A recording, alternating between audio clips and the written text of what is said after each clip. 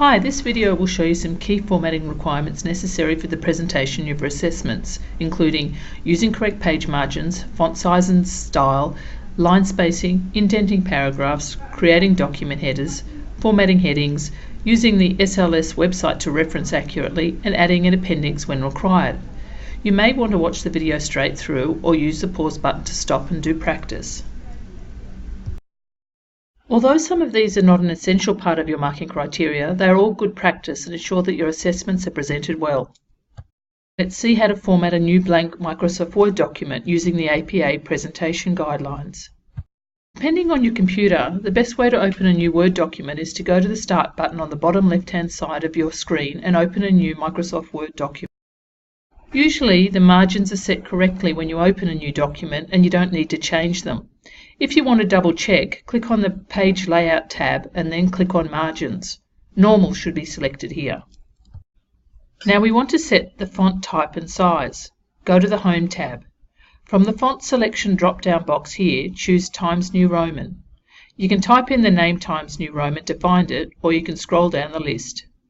Next to the font selection box is the font size. Choose size 12. OK, on to line spacing. Still on the Home tab, click on this button here with lines and arrows. This is for line spacing. Choose 2 for double spacing. If at the bottom of the list it says Remove Space After Paragraph, click on that to remove the extra space that Microsoft Word often puts after paragraphs. In accordance with APA formatting, we need to have an indent first line for each paragraph. A good way to do this is with the margin ruler.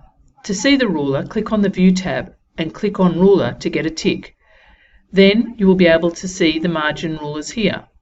To set the first line indent, hover your mouse over the top triangle here until you see the words First Line Indent. Then click and hold the mouse button as you drag the triangle to 1 1/4. Just the top triangle should have moved, not the lower triangle or square. OK, let's put some text in our document and check the formatting is OK. If you've copied the text from elsewhere, click on your new document and choose the Paste option here with a capital A. This option is Keep Text Only. It will remove any formatting from the original document and your pasted text should conform to the formatting of this new document. OK, a quick check. First line of the paragraph is indented, margins are 2.5 and lines are double spaced. Times New Roman font in size 12. Good so far. Now we'll put in a header. To open the header space, double-click on the area at the top of the page. You can see we're in a special area separate from the main page.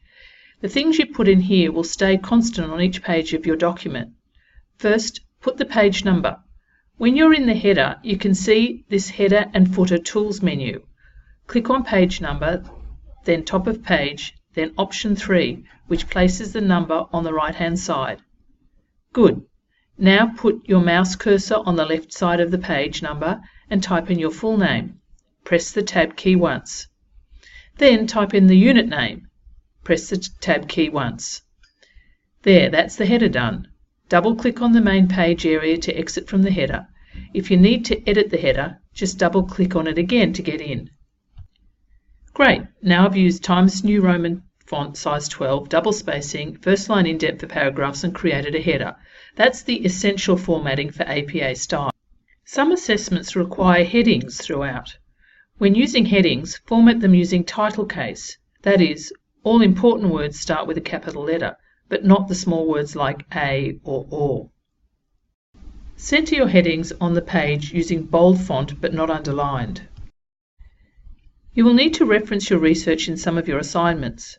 To ensure that you adhere to the APA referencing standards, use the Student Learning Support website. Go to the Referencing and Research tab. Under How to Reference different types of sources, you will find instructions for all different source types such as books, journal articles, websites, etc. The formatting changes depending on how many authors, so make sure you click on the tab. Each one will show you how to reference it in text as a quote or paraphrased, as well as how to include it in your reference list. Some assessments require you to provide the evidence that supports your findings in an appendix. This could include charts, questionnaires, or transcripts of participants' responses. Each appendix should be presented on a separate page with the title Appendix in title case, bold font, centered and not underlined. Letters should be used to differentiate where more than one appendix is used. For example, Appendix A, Continuous Professional Development Chart. If there is only one appendix, there's no need for a letter. Get in touch with us at Student Learning Support if you have any queries or need specific advice about an assignment you're writing. Good luck with all your studies.